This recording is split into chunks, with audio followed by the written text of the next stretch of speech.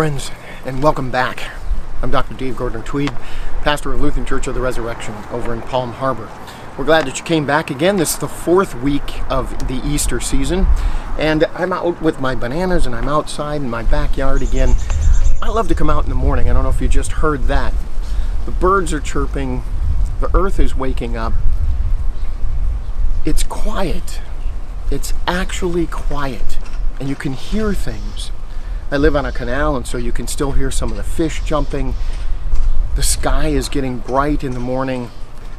The birds are chirping. The cars haven't started moving out front. The trucks aren't there. Everything is just waking up. And it's as though you can hear a different world. If you get up early enough and you can see the sky brightening with dawn, it's as though you can hear the sky itself waking up. It's a beautiful time of the day, and I like to get out really early to be able to enjoy that. It does something inside for me to welcome a new day, to know that that's coming.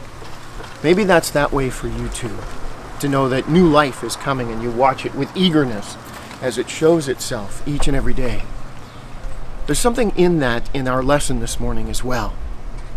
Listen with me to our Bible story today. It's from John chapter 10. Very truly I tell you, says Jesus to his disciples, anyone who doesn't enter the sheepfold by the gate, but climbs in by another way is a thief and a bandit. And the one who enters by the gate is the shepherd of the sheep. The gatekeeper opens the gate for him, and the sheep hear his voice. He calls his own sheep by name and leads them out. When he's brought out all of his own sheep, he goes ahead of them, and the sheep follow him because they know his voice. They'll not follow a stranger, but they'll run from a stranger because they do not know the voice of strangers. Now Jesus used this figure of speech with them because they didn't understand what he was saying to them. So again, Jesus said to them, very truly I tell you, I am the gate for the sheep. All who came before me are thieves and bandits, but the sheep listen to them. But the sheep did not listen to them. I am the gate, says Jesus. Whoever enters by me will be saved, and will come in and go out and find pasture. The thief comes only to steal and kill and destroy. I came that they may have life and have it abundantly. Welcome in, friends. Again, so glad that you are here. There are some announcements that I would really like for you to be aware of, and I'll share those at the end of our time together today. But I wanted to share with you again, being out and listening to the world as it awakens again, because as I listen to that, I hear again a promise for a day, that it's another opportunity, another chance, another experience of a day to have choices and circumstances before us that we can impact, that impact us, that we can experience what it means to have a full life each and every day. There are a lot of voices that are coming to us these days. Voices about health and public safety that tell us to stay home. And at the same time, if we look now at the news, we get these struggling of voices, economic voices that say, I'm out of work, or I'm only working this much now, or my pension or my portfolio has been so impacted that my retirement checks are now smaller. These economic voices are pushing us to get back to work, get things back open again. The financial voices as well. How do we pay the bills? The stimulus checks that come in, are they enough? The unemployment, if you can get it, is that enough? The PPP, if you're able to file for that, is that going to keep your business afloat? The financial concerns are real. And those voices scream at us, especially perhaps in the middle of the night when we're waiting for a dawn of new hope to come.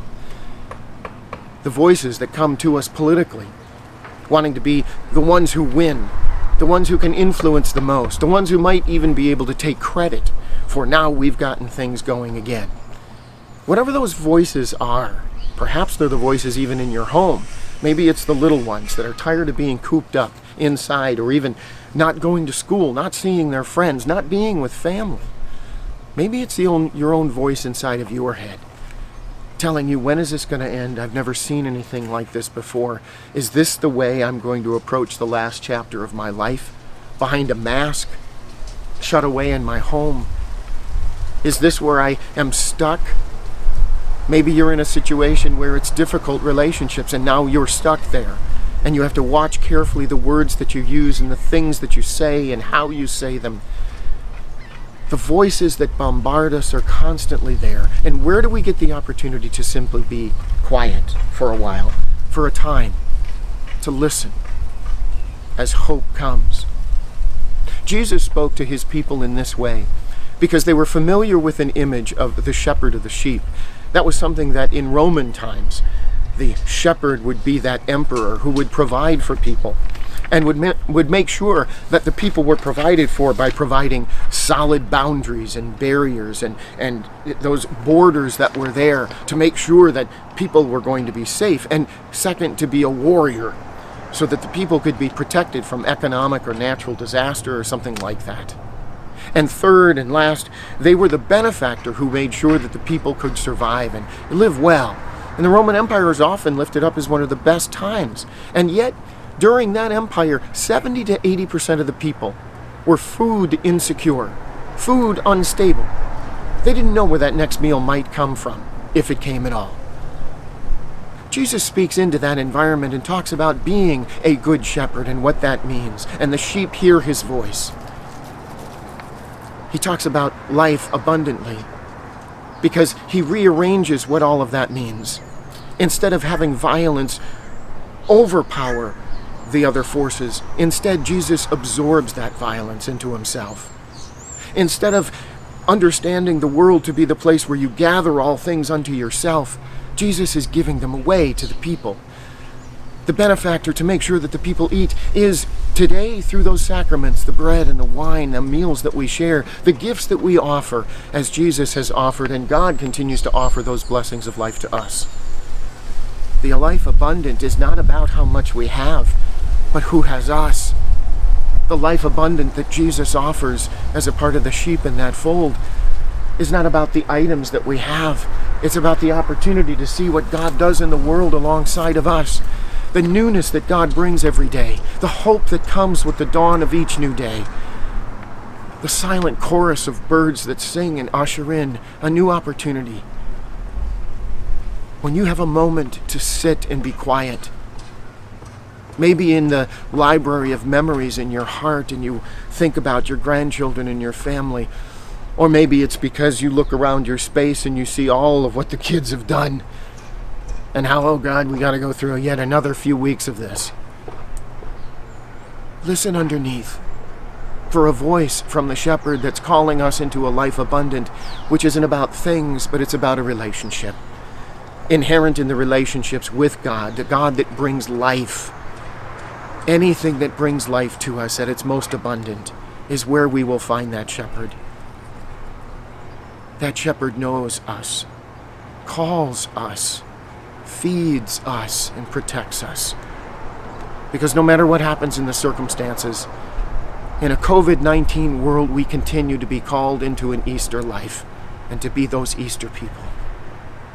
My friends, our good news for us today is breaking out of cabin fever means that even in the midst of seeing and hearing those voices time and time again echo in the walls of our house, we may underneath it all hear a voice of hope that tells us it's inherent in those relationships that we will find a God who loves us the most and a God who brings life to us. And that is a wonderful gift for us today. Until we see each other again, God bless. Be well and be safe, my friends. Bye. Wanted to share with you, friends, some announcements as well. A reminder to take a look at that fellowship hall. It is undergoing some massive changes as we continue to move that fellowship hall from a fellowship hall which is internally focused on church activities mainly to become a social hall. Again, continually focused on the needs of the community, on engaging with the community.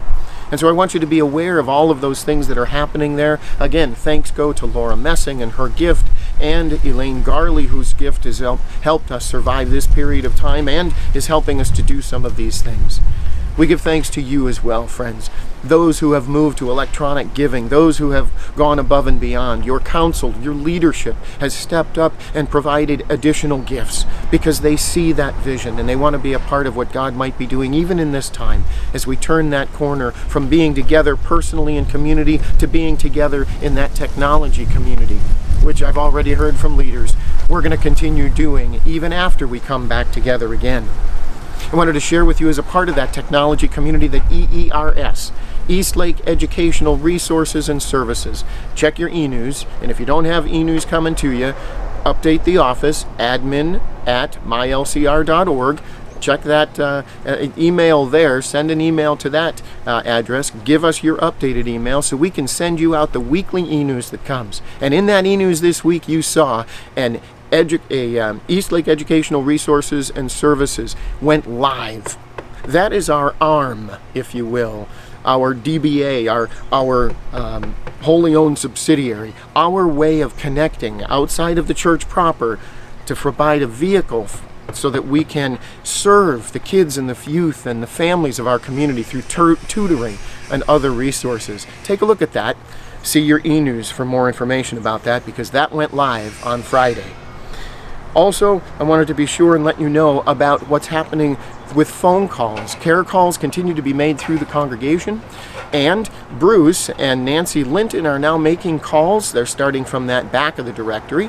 They're making calls, and a part of what they'll be doing is asking if you have a product or service that you provide. Some churches used to call this a leadership directory. This is really it's a listing of people who provide products or services. Maybe you're a handy person. Maybe you have a cottage industry. Maybe you do things like that and you're not able to get out and earn any of that income now. When Nancy and Bruce call, please talk with them. Maybe provide that information directly to them or through the office again. mylcr.org is our website. admin@mylcr.org is the email for the office. Be aware of those things and contribute your goods and services, the things that you're able to do if you want to be on that list, which will eventually be on our website. And that'll be a growing list as an attachment to the e-news each and every week. We have had some folks ask about when we're going to be opening again. It's going to be sometime before that happens. Again, we're in that category where lots of folks communally gather, and we're looking at different ways. Informal talks have started now about how we might be able to do that. Certainly, distancing and masks are going to be a part of that kind of thing. You're welcome to gather outside, and that may end up even being a place where we start in doing that. Stay tuned, watch, and thank you again, friends, for being connected and staying in this way. God bless.